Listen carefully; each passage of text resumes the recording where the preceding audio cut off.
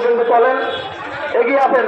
হ্যাঁ রকি, তুমি এটা মুখ পর্যন্ত আমরা নিয়ে যাবো, মুখ পর্যন্ত নিয়ে যাবো, কিন্তু লাইন থেকে একটা